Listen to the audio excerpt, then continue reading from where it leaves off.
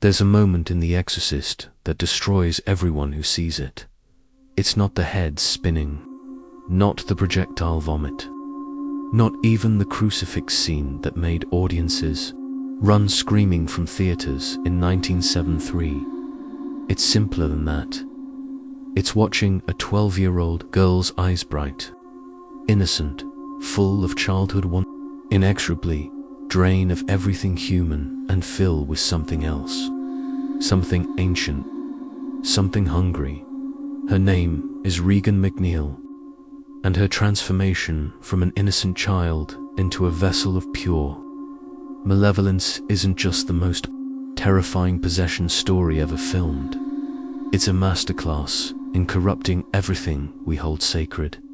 Today, we're dissecting exactly how William Friedkin destroyed our sense of safety, how he took everything pure about childhood and twisted it into nightmare fuel that still haunts us 50 years later, because Regan's story isn't about special effects or shock value. It's about watching innocence die slowly, painfully, right in front of us, and there's nothing we can do to stop it.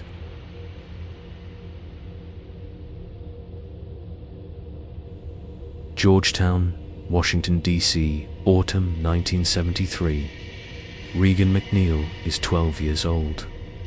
Blonde hair, bright blue eyes. The kind of kid who still believes in magic and hasn't learned to be cynical yet. She lives with her mother, Chrissa, famous actress whose career means late nights, parties with astronauts and politicians, an endless parade of adult concerns that leave little Regan orbiting the edges of her own home. And she's lonely. God, she's so lonely. Her father's gone. Not dead, just absent. The kind of absence that's worse because it's a choice. Birthday calls that don't come, promises that dissolve into excuses. The slow, crushing realization that she wasn't enough to make him stay. So Regan fills the void the way kids do. She makes things, clay sculptures of animals and monsters. She plays. She invents imaginary friends because real ones are scarce in a world of adults. She talks to Captain Howdy. Watch those early scenes again. Really watch them. Before the horror starts. Before the nightmare consumes everything. There's this moment where Regan sits cross-legged on her bedroom floor, fingers resting gently on a Ouija board planchette. "Captain Howdy, are you here?" She asks the empty air with complete sincerity. The planchette moves to S, and Regan smiles, delighted, because finally, something is paying attention to her. This is the moment everything changes. But we don't know it yet. Neither does she. That's what makes it so devastating. Regan MacNeil doesn't stumble into evil. She's not misbehaving or rebellious or asking for trouble. She's just a lonely kid looking for connection in a house full of distracted adults, and something answers. Something that's been waiting for exactly this invitation.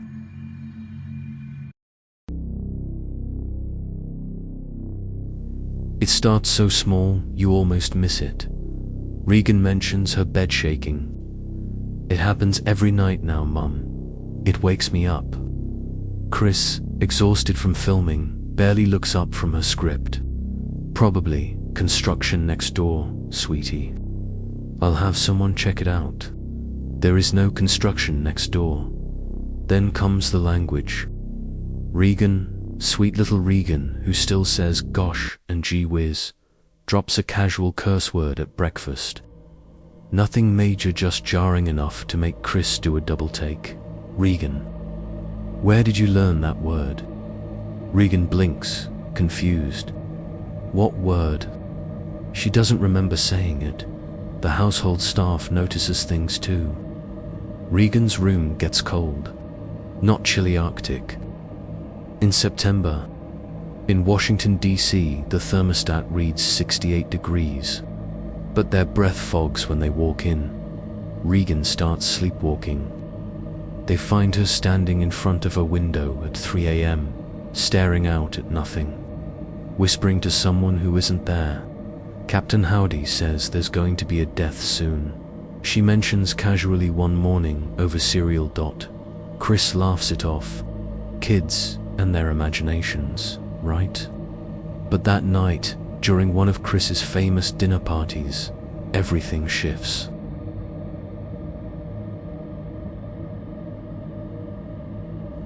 Picture the scene: Georgetown socialites, champagne flowing, an astronaut discussing his upcoming mission. Classical music, sophisticated conversation. And then Regan appears at the top of the stairs. The way she moves is wrong. Not walking, her nightgown billowing behind her like she's underwater. Her eyes are open but vacant, staring through the gathered guests rather than at them. Everyone stops talking. Regan descends the stairs in complete silence. No one knows what to say. Chris is frozen, sensing something's terribly wrong but not understanding what. Then Regan walks directly to the astronaut, a man she's never met, never been introduced to, and stops in front of him. Her head tilts at an unnatural angle, like her neck is loose, like she's a puppet on strings being manipulated by someone who doesn't quite understand how human bodies work. "You're gonna die up there," she says, in a voice that's almost hers but not quite. Flatter, older. The room goes silent. Then Regan urinates on the carpet, right there, in front of everyone, standing perfectly still, staring directly at the astronaut with those empty eyes while a puddle forms at her feet. No shame, no awareness, just a 12-year-old girl violating every social norm while something watches through her eyes. Chris rushes to her, wraps her in a blanket, hustles her upstairs while making excuses to the stunned guests. But everyone knows what they saw. That wasn't a child acting out. That was something else wearing a child's face.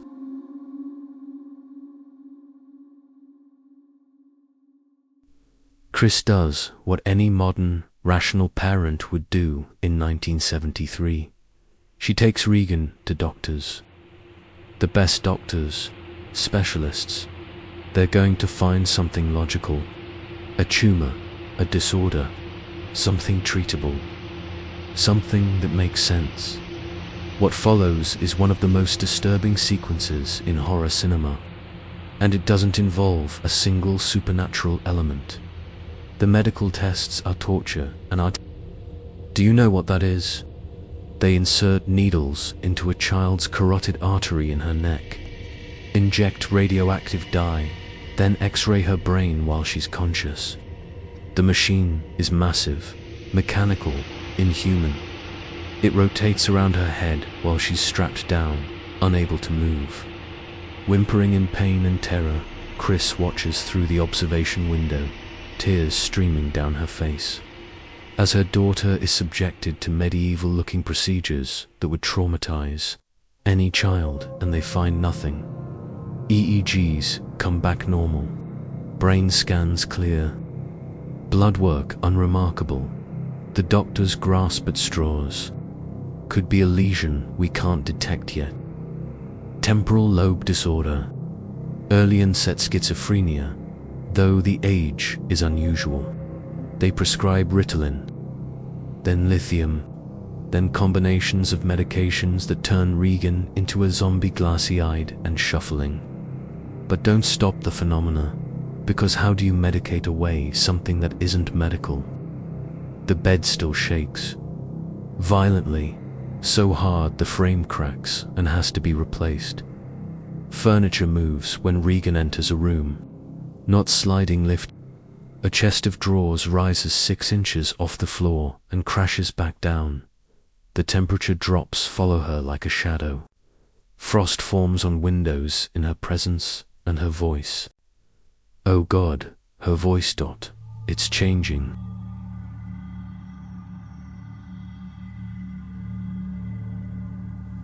At first, it's just raspiness. Chris thinks Regan's getting a cold, but it deepens, roughens, takes on overtones that shouldn't come from a child's vocal cords.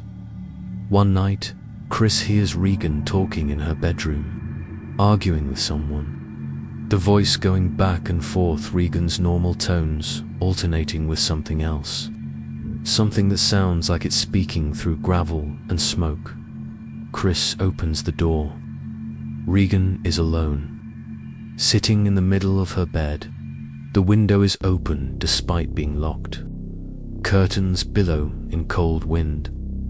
Who were you talking to, sweetheart? Regan's head swivels. Too fast. That puppet tonstrings movement again. The captain, her voice is layered.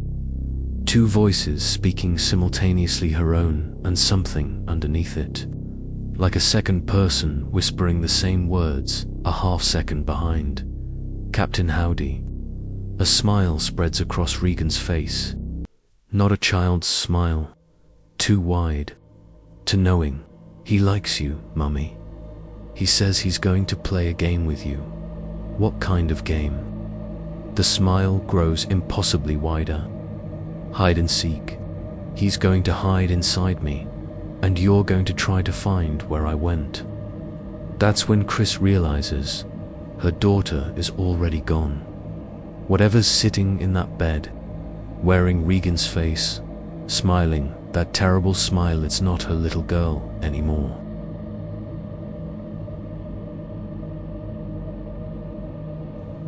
The physical transformation accelerates. Like a disease, Regan's skin changes first, pale, waxy, like she's been drained of blood. Dark circles appear under her eyes, not the normal shadows of poor sleep, but deep, bruised hollows that make her look decades older. Her hair becomes lank and greasy. Her mother tries to wash it, but within hours it's matted again, sticking to her scalp in clumps. Then the lesions appear. Chris notices them during a rare moment when Regan seems almost herself. Red scratches across her arms. Fresh, bleeding slightly. Did you do this to yourself, baby? I don't remember, Regan whispers. She sounds scared, like she's trapped inside her own body, watching herself do things she can't control. The scratches get worse. They form patterns. Words, help appears carved into her thigh. Me shows up on her shoulder blade. Medical staff document it.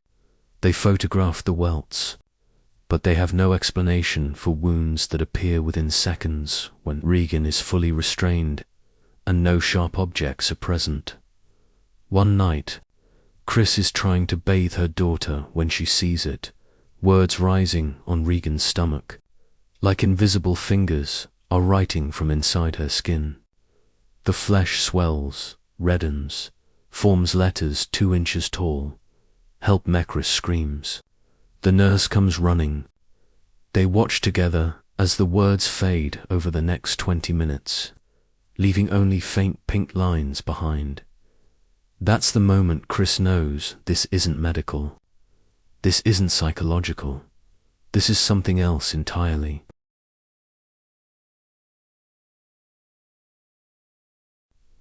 By the time the priests arrive, Regan MacNeil is barely visible anymore.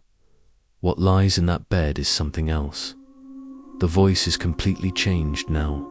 Deep, masculine growl that vibrates through the room. Sometimes multiple voices speak at once, overlapping, arguing with each other, debating what to do with their stolen body. The face, Jesus Christ, the face. Regan's delicate features are twisted into something feral. Her skin has taken on a greenish pallor. Her eyes, when they're open, are entirely yellow, no white, no pupil. just solid amber that seems to glow in darkness, and the things it makes her body do, her head rotates. Not all the way around like in the movie that was mechanical, but far enough that you hear vertebrae cracking, far enough that it shouldn't be possible without severing the spinal cord. Her joints bend backward, knees bending the wrong way, elbows hyperextending until bone presses against skin. Medical experts watch and can't explain how she's not screaming in agony, because the thing inside her doesn't feel pain the way humans do. The spider walk wasn't in the original theatrical release, but it was filmed. Watch that deleted scene. Watch what happens when the demon decides to demonstrate its control over Regan's body. She bends backward in a complete bridge. Then she walks down the stairs, on her hands and feet, spine arched impossibly, moving like an insect, like something that learned to use a human body from watching but never quite got it. Right. Her mother watches this and vomits. This thing wearing her daughter's skin is mocking her, playing with its food before consuming it completely.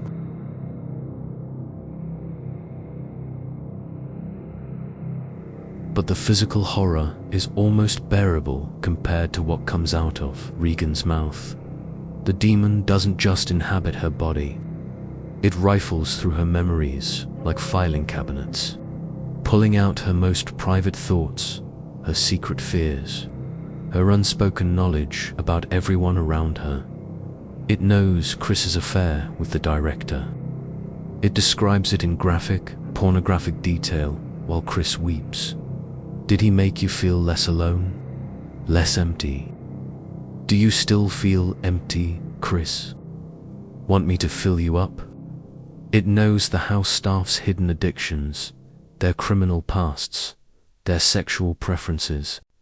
It announces them matter-of-factly, destroying relationships and reputations with casual cruelty. When Father Karas arrives to assess whether an exorcism is justified, the demon is waiting. It speaks to him in his mother's voice, his recently deceased mother who died alone in a psychiatric hospital while Karas was away at school, Dimmy. The voice is perfect. Every inflection exactly right. Why you do this to me, Dimmy? Why you leave me there? Father Karas's face crumbles. You're not my mother. You left me there to die, alone, afraid. Calling your name, it's not just mimicry. The demon knows things only his mother would know. Private conversations, childhood memories, his mother's pet name for him that he never told anyone. This is the demon's real power. Not moving furniture or contorting flesh. Its power is knowing exactly where you're vulnerable and pressing that wound until you break.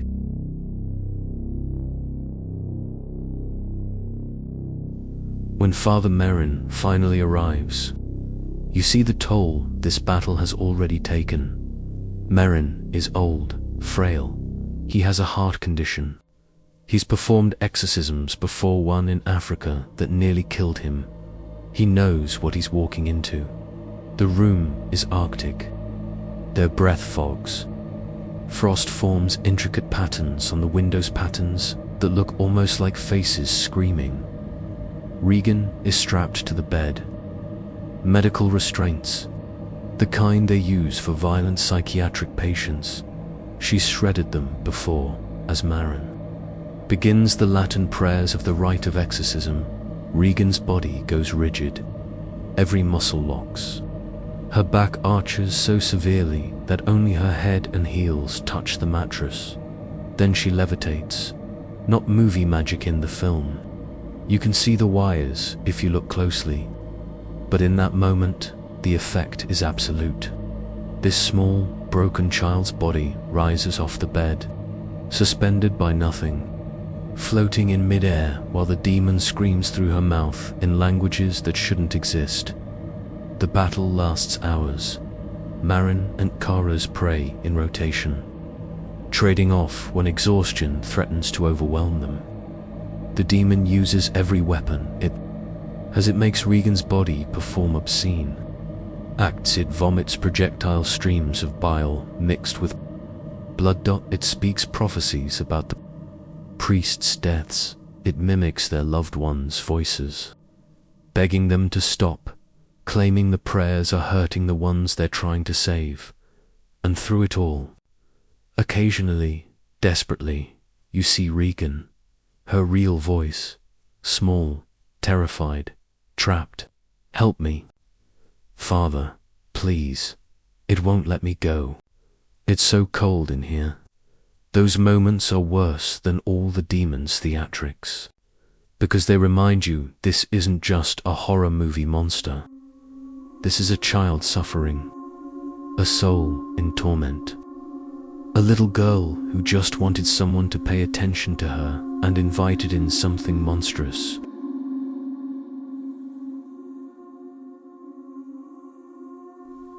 Father Marin dies during the exorcism, heart attack. The strain is too much. He collapses mid-prayer, and the demon laughs. Where's your God now, priest? Father Karras loses control. Grief and rage consume him. He hits Regan. No, not Regan. The thing inside, her screaming for it to stop. Take me instead. Leave her alone. Come into me. The demon considers this.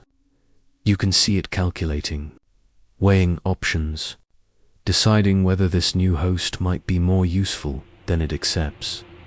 The transfer is instantaneous. Regan's eyes clear. She blinks, confused, terrified. Her voice returns to normal. Where am I? But Karras is already changing. His eyes darken. His expression twists. The demon is settling into its new home. In that moment, Damien Karras performs the single greatest act of heroism in horror cinema, before the demon can fully take control, before it can settle into his mind and consume him completely. Karras throws himself backward through the window. The glass explodes outward. His body tumbles down the famous Georgetown step steep, concrete stairs that go on forever. He dies at the bottom, and he takes the demon with him.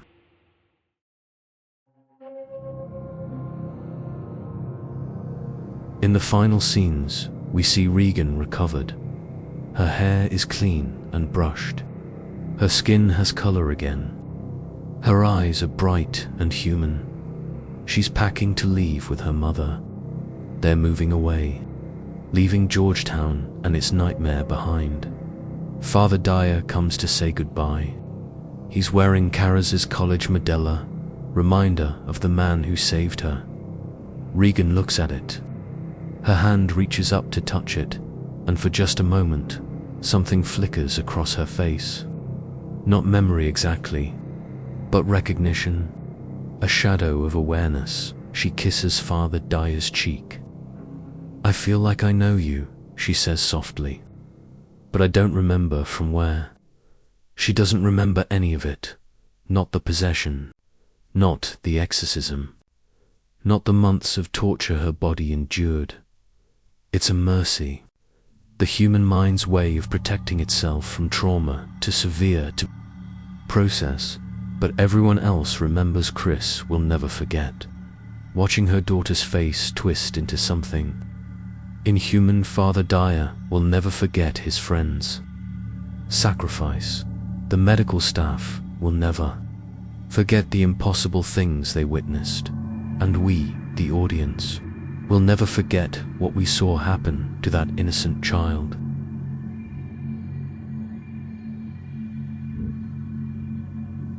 "50 years later, The Exorcist remains the most terrifying possession film ever made. Not because of special effects. Movies have far better technology. Not because of gore. It's relatively restrained. Compared to contemporary horror, it works because of Regan Because Linda Blair's performance captured something primal about the corruption of innocence. Because we watched a real child actress embody that transformation, and even knowing it's fiction, it feels wrong. It feels like a violation of something sacred. Every parent who watches The Exorcist sees their own child in Regan. They imagine what they'd do if their sweet, innocent son or daughter started changing into something else. They feel Chris MacNeil's helplessness as every logical solution fails. Every former child who watches it remembers what it was like to be lonely, to feel invisible, to want so desperately for anyone to notice you that you might invite the wrong kind of attention. Regan's transformation works because it could be any of us. She didn't do anything wrong. She wasn't bad or evil or asking for trouble. She was just a lonely kid playing with something she didn't understand. And that's the real horror, not demons, not possession, not special effects. The real horror is how easily innocence can be corrupted, how quickly the normal can become nightmare, how thin the barrier is between the safe world we think we live in and the darkness that waits just beyond it. Regan MacNeil is every child who ever felt alone, and Pazuzu is everything that preys on loneliness.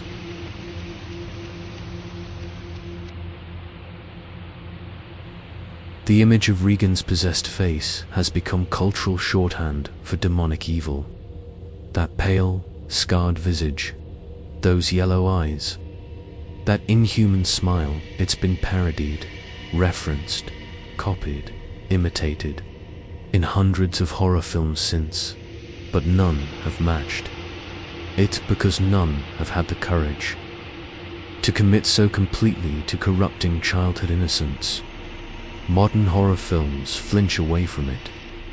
They age up their victims or pull back from the most disturbing implications. Friedkin didn't flinch. He showed us a 12-year-old girl's body being violated by evil. He made us watch as everything pure about childhood was systematically destroyed.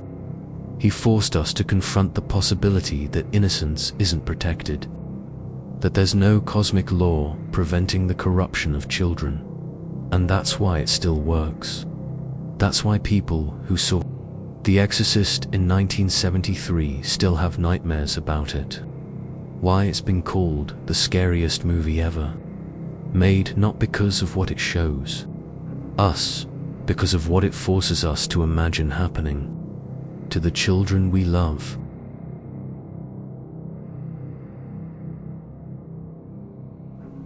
So what's the most terrifying aspect of Regan's transformation? Is it the physical corruption, watching her body twist and break and bleed? Is it the psychological torment, seeing her trapped inside her own mind while something else controls her? Or is it simply the loss itself, the death of innocence that can never be fully restored? Because even though Regan doesn't remember, we do. We saw what happened to her. We know what innocence looks like when it's devoured by evil.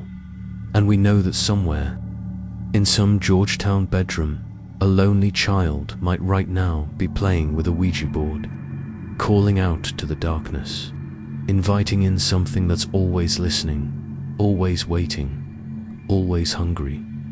Sleep well tonight, if you can.